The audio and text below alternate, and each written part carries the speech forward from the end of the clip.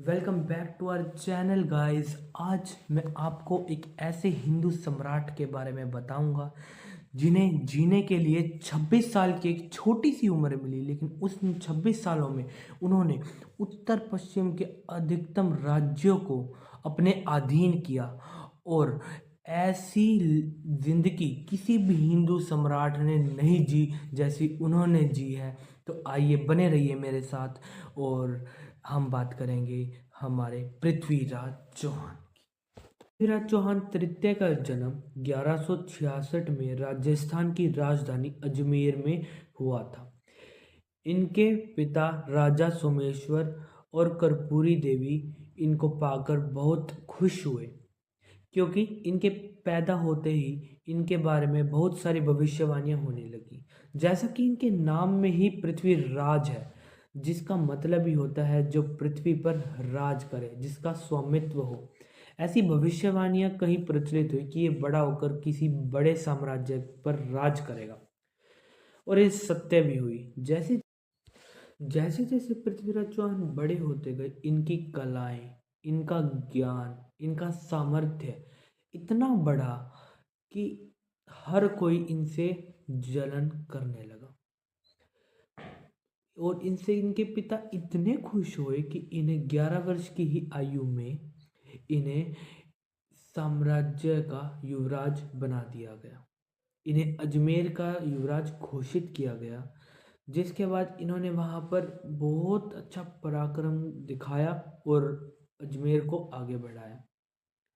समय बीता, बट इसे पृथ्वीराज का दुर्भाग्य ही समझिए, क्योंकि 11 वर्ष की ही उम्र में इनके पिता सोमेश्वर की मृत्यु हो गई और इस सारा राज्य का भार इन पर आन पड़ा।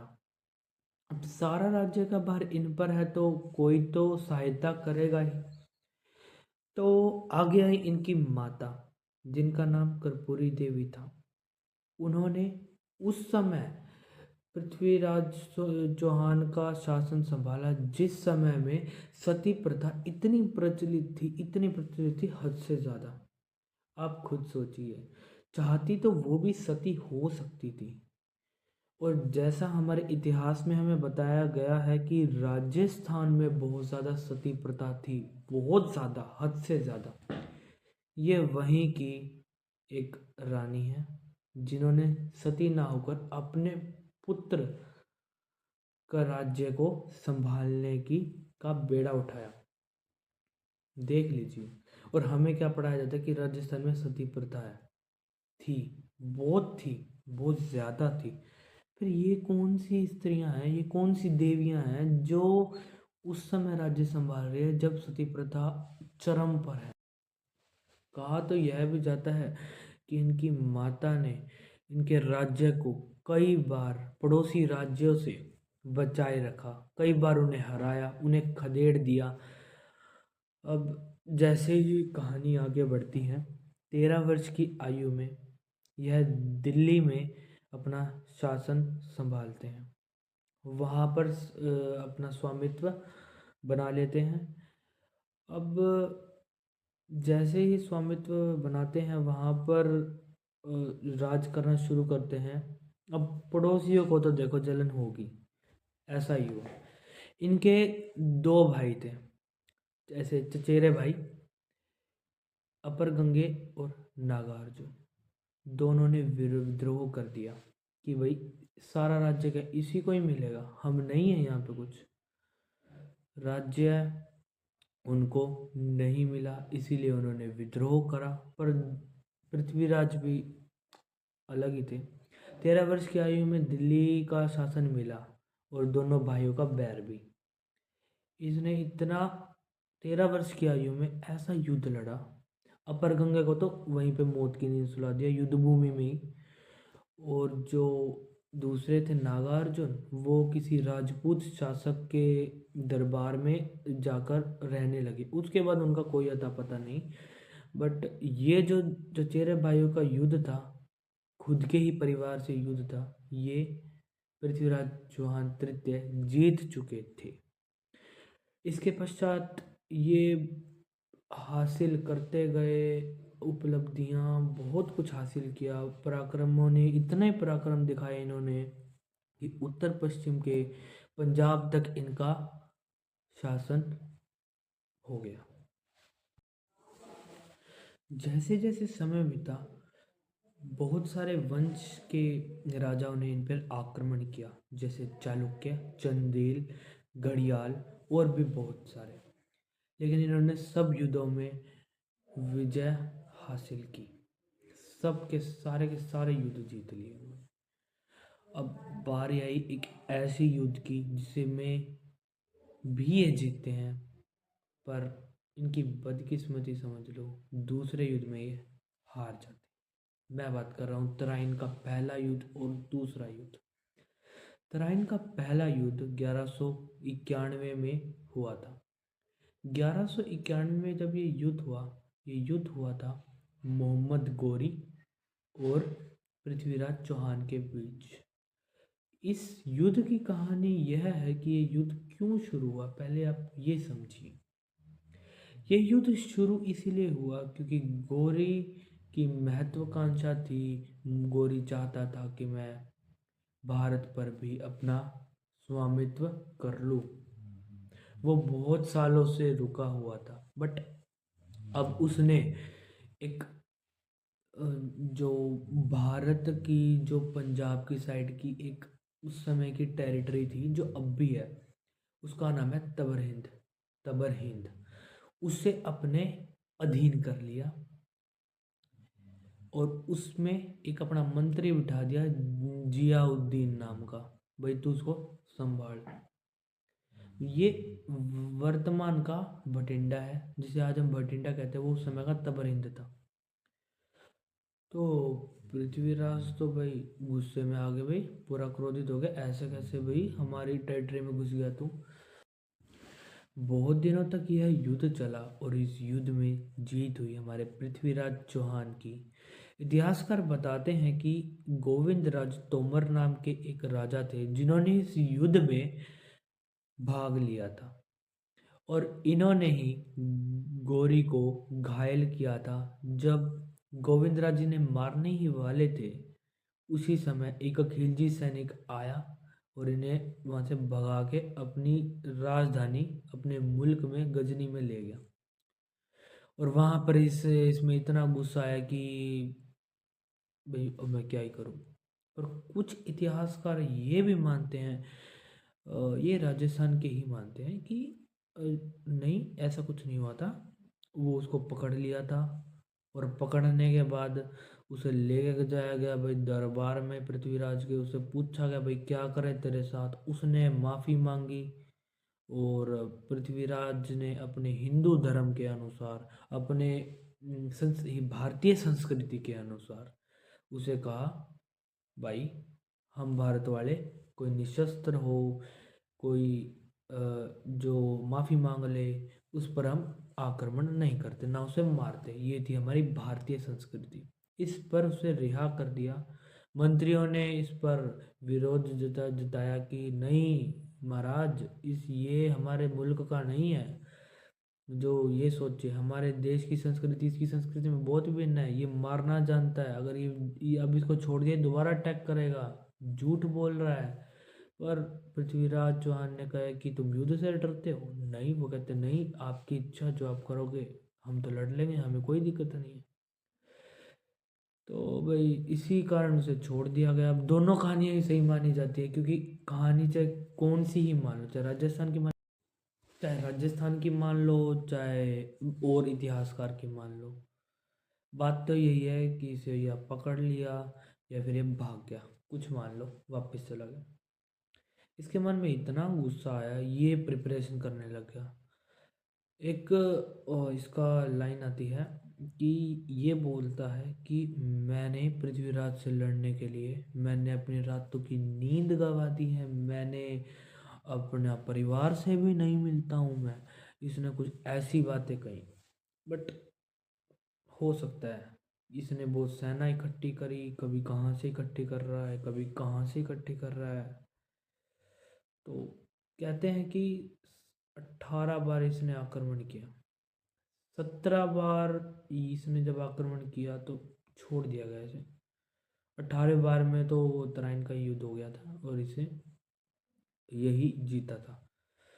पर कुछ भी इतिहासकार ये मेंशन ही नहीं करते कि कितने बार ये युद्ध लड़ने आया था।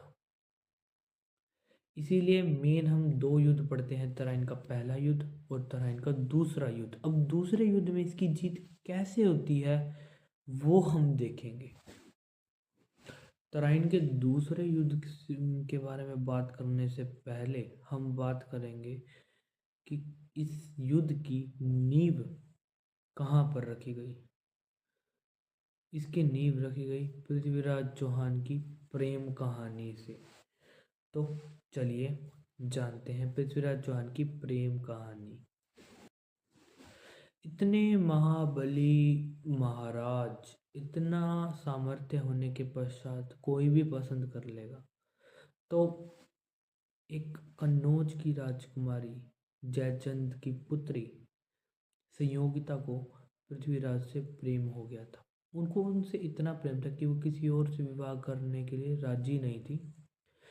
तो उनके पिता ने बलपूर्वक उनका एक स्वयंवर रचाया और जिसमें उन्होंने बहुत बड़ा आयोजन किया। लेकिन लेकिन जो हमारी संयोगिता थी वो तो पृथ्वीराज के प्रेम में डूबी हुई थी। तो उन्होंने पृथ्वीराज को एक पत्र लिखा, प्रेम पत्र। उस प्रेम पत्र में यह लिखा था कि पृथ्वीराज, मेरा ऐसे यहाँ पे स्वयंवर रख दिया है, ले जाओ मुझे यहाँ से।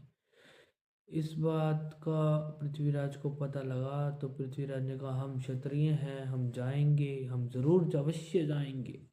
लेकिन उधर से ही एक और खबर आई कि उनके पिता ने, जयचंद ने, उनका अपमान करने के लिए वहाँ पर द्वारपाल के रूप में उनका एक पुतला लगाया है कि सब देखो कि पृथ्वीराज मेरा तो द्वारपाल के समान है, उसका कोई सामर्थ्य नहीं, वो मेरे आगे कुछ भी नहीं।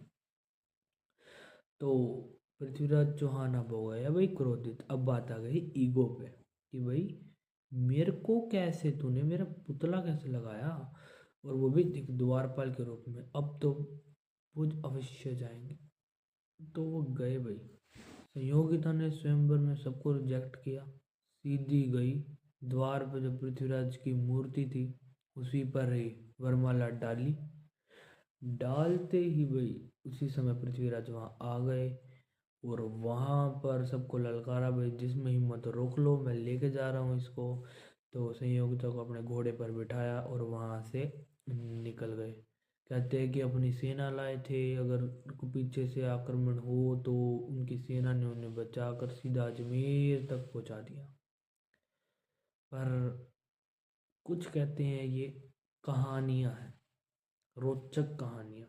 मतलब क्या होता है, पीढ़ी दर पीढ़ी ये कहानी आगे बढ़ती रही हूँ। ये हिस्ट्री लोगों को बोरिंग लगती है और ये कब आसान होगी, जब कोई कहानी के माध्यम से समझा दे।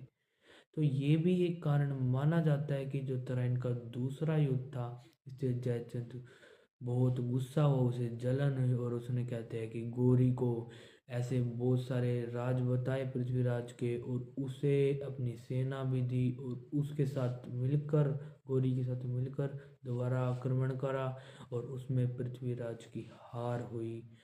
और बट कहते ये भी हैं कि क्या पता ये भी झूठ हो, क्योंकि इतिहास में ऐसा कोई प्रमाण नहीं कि उसने ऐसा किया था। ये सब प्रचलित कहानियां हैं, लेकिन हाँ, हो सकता है ऐसा हो। लेकिन फिर एक बात बताइए कि 1194 में, उसके 2 साल ही बाद, जब उसको तराइन के युद्ध में गौरी ने हराया था पृथ्वीराज को, तो उसके बाद ही 2 साल बाद ही उस पर आक्रमण कर दिया गौरी ने। और जयचंद बहुत बहादुरी से लड़ा। बट अब पृथ्वीराज की मृत्यु भी 1194 से पहले ही हो गई थी, तो अब उसे बचाने वाला भी कोई नहीं था।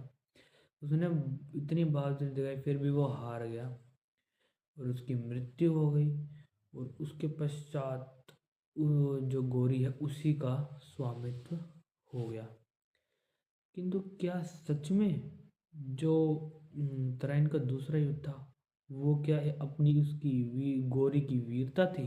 क्या कोई विश्वासघात था? पृथ्वीराज ने गौरी को माफ तो कर दिया था, किंतु मोहम्मद गौरी गजनी वापस नहीं गया। वो वहीं बैठा रहा। जब यह बात दरबार में फैली, मंत्रियों को पता लगी और मंत्रियों ने कहा, महाराज हमने कहा था आपको कि इसे मत छोड़िए, ये तो गया ही नहीं, यहीं बैठा है। तो भाई इससे खबर मंगवाई, भाई बता भाई क्यों नहीं गया तो वापस। तो उन तो कहा था मैं देखूंगा नहीं। तो भाई बोला जी महाराज मैं उस समय मैं डरा हुआ था। मैं पूरी बात बता नहीं पाया आपको कि मैं हूँ शहाबुद्दीन गोरी, मेरा भाई शासन करता है जियासुद्दीन गोरी, और मैं आया था मेरे भाई की तरफ से। अब अगर मैं वहां पर गया तो वो मेरे को मार देगा कि हार के आ गया, इसीलिए मेरे को कुछ समय की मोहलत दे दो, मैं चला जाऊंगा। मेरे भाई का गुस्सा शांत होने दो, मैं ऐसे तब चला जाऊंगा, नहीं तो अगर अब गया तो वो मुझे ख़त्म कर देगा। पृथ्वीराज ने सोचा ठीक है, हमला तो कर नहीं रहा, बैठा है, फिर भी सेफ्टी के लिए अपनी सेना बिठा दी भाई वहाँ। चलो भाई सेना बैठो, देखो कहीं ये हमला करे। कोई हमला नहीं, कुछ नहीं करा। मान लो 6-8 महीने बैठा रहा आराम से, कोई हमला नहीं। एक दिन रात को सारी सेना सोई हुई, उन पर नींदों में कोई तो उठ ही नहीं पाए, नींद में ही हमला कर दिया। कोई उठे तो घायल उठे, सबकी नींद ही 5 बजे खुली। पृथ्वीराज चौहान को जैसे ही इस चीज की सूचना मिलती है कि गौरी ने आक्रमण कर दिया है रात को, तो वो अपने निकल जाते हैं हरियाणा के सिरसा जिले की तरफ, और वहाँ पर वो सरस्वती नाम की जगह पर रुकते हैं। पर माना जाता है इतिहासकार वहाँ से पकड़कर उन्हें नाम की जगह पर रुकते हैं, पर माना जाता है इतिहासकार द्वारा उनको वहाँ से पकड़ लिया जाता है। वहाँ से पकड़कर उन्हें उन्हें जेल में कारागार में डाल दिया जाता है, किंतु कुछ समय पश्चात उन्हें रिहा किया जाता है, और वहाँ से रिहा करने के पश्चात उन्हें अजमेर का राज्य दोबारा वापस दिया जाता है, और सारी टेरिटरी पर उन गौरी का कब्जा होता है। और वो कुछ इतिहासकार मानते हैं कि जो पृथ्वीराज थे उन्होंने कुछ समय तक, कुछ पूरा नहीं, कुछ समय तक मोहम्मद गौरी के अंडर काम किया था, लेकिन कुछ ही समय बाद उन्होंने विद्रोह किया मोहम्मद गौरी की तरफ। उस विद्रोह के चलते उन्हें मरवा दिया। ये जो मैंने अभी आपको बताई, ये एक किताब है ताज उल मासिर। इस किताब में इसका वर्णन किया गया है। किंतु राजस्थान के इतिहास की माने और पृथ्वीराज रासो जो पृथ्वीराज चौहान के मित्र चंद्रबरदाई ने लिखी है उसकी माने, तो वो अपनी किताब में बताते हैं कि जो पृथ्वीराज थे उन्हें गजनी ले जाया गया मोहम्मद गौरी द्वारा। वहाँ जाकर उन्हें बहुत ज़्यादा सारी यातनाएं दी गई। कहते हैं कि उनकी आँखों में लोहे के सरिये डाले गए जिनसे उनकी आंखें फूट जाएं, उनकी आंखें फोड़ी गई, उनकी आंखें फोड़कर उन्हें जेल में बंद कर दिया गया। और फिर चंद्रबरदाई बताते हैं कि अपनी पुस्तक में कि मैं अपने मित्र को बचाने वहाँ गया। अपने मित्र को बचाने गया तो जब उन्होंने देखा कि उनके मित्र की दोनों आंखें फोड़ दी हैं, तो उन्होंने फिर उनसे कहा कि गौरी से कहा कि हाँ भाई, जिस राजा ने तुम्हें इतनी बार क्षमादान दी तुमने उसे ही, उनकी ही आंखें ऐसे फोड़ दी हैं। तो फिर उसने इस बात का अपमान समझकर उन्हें भी, यानी कि जो चंद्रबरदाई थे पृथ्वीराज के मित्र, उन्हें भी कारागार में उन्हीं के पृथ्वीराज के साथ ही डाल दिया। तो पृथ्वीराज चौहान थे वो बहुत दुखी होते हैं। वो कहते हैं हाँ काश हम इसे उसी समय मार देते, लेकिन वो फिर उन्हें गर्व होता है नहीं, हमने अपनी भारतीय संस्कृति को किसी विदेशी के सामने भी झुकने नहीं दिया। ऐसे ही फिर जो चंद्रबरदाई हैं वो पृथ्वीराज को यह गाइड करते हैं, सुझाव देते हैं कि हम एक काम करते हैं, आप शब्द भेदी बाण चला सकते हैं। तब जो पृथ्वीराज थे वो शब्द भेदी बाण चलाने में पारंगत थे। तो जब मैं आपको कुछ कहूँगा, एक दोहा बोलूँगा और इसी के अनुसार आप गोरी को मौत की नींद सुला देना। इसी के बारे में चर्चा करने के लिए चंद्र बरदाई सुल्तान के पास जाते हैं और कहते हैं कि हमारे राजा का एक पराक्रम तो आपने देखा ही नहीं। वो कहते हैं क्या, हमें भी बताओ। तो बताते हैं कि हमारे राजा शब्द भेदी बाण चला सकते हैं, बिना लक्ष्य को देखे उसकी बस एक ध्वनि आवाज सुनते ही बाण चला सकते हैं। अब राजा हैरान, मेरे मेरे साथ मजाक मत करो, ये ऐसा तो हो ही नहीं सकता। तो भाई वो कहते हैं कि ऐसा तो हो सकता है भाई, हमारे तो भारतीय इतिहास पूरी रामायण और आदि महाभारत ही इसी पर ही है। हमारे महाराज दशरथ जो शब्द भेदी बाण चलाना चलाना जानते थे, उन्होंने शब्द भेदी बाण चलाया और श्रवण कुमार की मृत्यु हुई, जिनसे उन्हें श्राप मिला। तो वनवास हुआ राम को, पूरी वही है। उन्हें हमारी पूरी रामायण उस पे बेस है। महाभारत में भी ऐसे बहुत से योद्धा हैं जो शब्द भेदी बाण जानते थे, और हमारे पृथ्वीराज हैं जो शब्द भेदी बाण जानते हैं। ये तो हमारी प्रथा है, ये तो हमारी कला है, ये आपको ज़रूर देखनी चाहिए। सुल्तान मान जाता है, कहते हैं करो भैया आयोजन, देखते हैं ये नेत्रहीन कैसे करेगा, कैसे चलाएगा बाण। तो अगले दिन ही बुलाया जाता है पृथ्वीराज को। वहीं पर चंद्रबदाई खड़े होते हैं, वो दोहा बोलते हैं, 4 बास 24 गज अंगुल अष्ट प्रमाण, ताऊ पर सुल्तान मत चूके चौहान। इस दोहे के अनुसार पृथ्वीराज चौहान बाण चलाते हैं और सुल्तान को, मोहम्मद गोरी को मौत की नींद सुला देते हैं। उसके बाद पृथ्वीराज रासों में यह कहा जाता है कि चंद्रप्रदाय बताते हैं कि मैंने मेरे दोस्त को कटार मार दी और मेरे दोस्त ने मुझे मार दी, ताकि हमें जो विदेशी है उनके हाथों ना मरना पड़े, जो हमारे शत्रु है उनके हाथों ना मरना पड़े। पर सोचने की बात यह, यदि उन दोनों ने एक दूसरे को कटार मार दी तो ये कहानी सुनाई किसने? यह है जो हमारी पृथ्वीराज रासो की बुक है, इसमें से इतिहास नहीं निकाला जा सकता, इसमें कहानियां हैं। माना तो यह भी जाता है कि जो पृथ्वीराज की माता है कर्पूरी देवी, वो अनंगपाल तोमर की बेटी है, बट ऐसे ये भी झूठ है। क्योंकि जो बहुत इतिहासकार पृथ्वीराज रासो को छोड़कर और सारे इतिहासकार यह मानते हैं कि जो कर्पूरी देवी है वो छेदीराज अचल की पुत्री है। ये भी झूठ है कि पृथ्वीराज का जो दिल्ली का शासन है वो अनंगपाल तोमर ने उन्हें दिया था। गलत है ये, क्योंकि उससे पहले ही जो पृथ्वीराज के चाचा थे विग्रहराज, उन्होंने उसे अपने अधीन कर लिया था, उसका अधिक से ज़्यादा हिस्सा अधीन कर लिया था, तभी तो उन्होंने वहाँ पर राज किया था। अनंगपाल तोमर ने तो स्वयं स्वामित्व स्वीकार किया था कि हाँ भाई, हम मानते हैं कि इस पे चौहानों का शासन है, हम इसको स्वीकार करते हैं।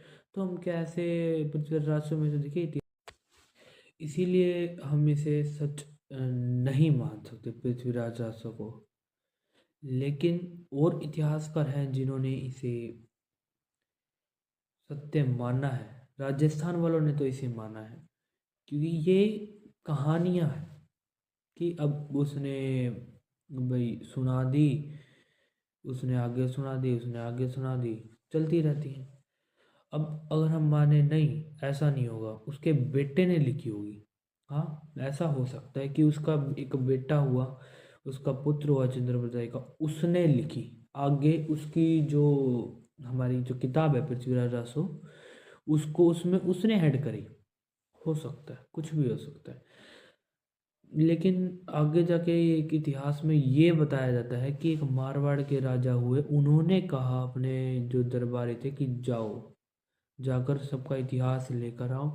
उनमें से एक बंदा गया, और जब अजमेर पहुंचा तो उन्हें एक बंदा मिला जिसने कहा कि भाई, मेरे पास एक किताब पढ़ी है जिसका नाम है पृथ्वीराज रासो, और उसमें पृथ्वीराज चौहान, चौहानों के वंश की सारी कहानियां हैं। उसमें आप देखिए, उसमें ज़रूर कुछ ऐसा मिलेगा जो इतिहास से रिलेटेड है। और उसके बाद पता लगता है कि जो वो बंदा था वो चंद्रबदाई के वंश का ही था। लेकिन उसके बाद भी उस किताब में बहुत सारी चीज़ें जुड़ जाती हैं, जुड़ी हैं, और जुड़ भी जाती है। अगर हम कुछ ऐसी कोई नई चीज़ लेते हैं ना, तो उसमें बहुत सारी चीज़ें आप जोड़ लेते हैं, बहुत सारी कहानियाँ जोड़ सकते हैं आप, और जोड़ते हैं। ऐसे ही ये इसमें भी जोड़ी गई हैं, इसमें कोई दो राय नहीं है। इसीलिए हम इसे सच नहीं मान सकते पृथ्वीराज रासो को। लेकिन और इतिहासकार हैं जिन्होंने इसे सत्य माना है। राजस्थान वालों ने तो इसे माना है, क्योंकि ये कहानियाँ हैं कि अब उसने भाई सुना दी, उसने आगे सुना दी, उसने आगे सुना दी, चलती रहती है। अब अगर हम माने नहीं, ऐसा नहीं होगा, उसके बेटे ने लिखी होगी। हाँ, ऐसा हो सकता है कि उसका एक बेटा हुआ, उसका पुत्र हुआ चंद्रप्रसाद का, उसने लिखी आगे। उसकी जो हमारी जो किताब है पृथ्वीराज रासो, उसको उसमें उसने ऐड करी। हो सकता है, कुछ भी हो सकता है। लेकिन आगे जाके एक इतिहास में ये बताया जाता है कि एक मारवाड़ के राजा हुए, उन्होंने कहा अपने जो दरबारी थे कि जाओ, जाकर सबका इतिहास लेकर आओ। उनमें से एक बंदा गया, और जब अजमेर पहुंचा तो उन्हें एक बंदा मिला जिसने कहा कि भाई, मेरे पास एक किताब पढ़ी है जिसका नाम है पृथ्वीराज रासो, और उसमें पृथ्वीराज चौहान, चौहानों के वंश की सारी कहानियां हैं। उसमें आप देखिए, उसमें ज़रूर कुछ ऐसा मिलेगा जो इतिहास से रिलेटेड है। और उसके बाद पता लगता है कि जो वो बंदा था वो चंद्रबदाई के वंश का ही था। लेकिन उसके बाद भी उस किताब में बहुत सारी चीज़ें जुड़ जाती हैं, जुड़ी हैं, और जुड़ भी जाती है। अगर हम कुछ ऐसी कोई नई चीज़ लेते हैं ना, तो उसमें बहुत सारी चीज़ें आप जोड़ लेते हैं, बहुत सारी कहानियाँ जोड़ सकते हैं आप, और जोड़ते हैं। ऐसे ही ये इसमें भी जोड़ी गई हैं, इसमें कोई दो राय नहीं है। पृथ्वीराज चौहान की यदि हम मृत्यु की सत्य घटना पर चर्चा करें तो यही है कि उन्हें मोहम्मद गोरी द्वारा गजनी ले जाया गया। वहाँ पर लेकर जाकर उन्हें मार दिया गया। उनकी अस्थियाँ बहुत समय से वहीं पर थी, और लोग उनका सम्मान नहीं करते थे, उनकी अस्थियों का। उन पे वहाँ पर चप्पल जूते उतारते थे, बहुत ज़्यादा, मतलब उन्हें, मतलब बिल्कुल सम्मान नहीं मिलता था। तो यहाँ कर 1976 में एक शेर सिंह राणा नाम के व्यक्ति हुए जो उधर गए, और वहाँ से हमारे पृथ्वीराज चौहान की अस्थियों को लेकर अब उन्हें यहाँ पर सम्मानित रूप से यहाँ पर स्थापित किया गया है। और अब हम कल जाएंगे पृथ्वीराज चौहान के हांसी के किले में, विजिट करेंगे और देखेंगे कि असल में कैसे जो मोहम्मद गोरी के आक्रमण के बाद मुगल शासकों ने कैसे भारत में दबदबा बनाया, और क्या असर पड़ा था पृथ्वीराज चौहान के वंश और उनके किले पर। और हम अब कल हम विजिट करेंगे हांसी के पृथ्वीराज चौहान के किले में, और वहाँ पर जाकर हम देखेंगे कि क्या असर पड़ा था पृथ्वीराज चौहान की तरह इनकी दूसरी युद्ध की हार का। क्या असर पड़ा है हमारे हिंदू धर्म का, उस समय क्या असर पड़ा है। अब हम जाएंगे और वहाँ पर देखेंगे कि कैसे किला ध्वस्त हो चुका है, और अब सरकार ने उस पर क्या क्या काम किया है। धन्यवाद।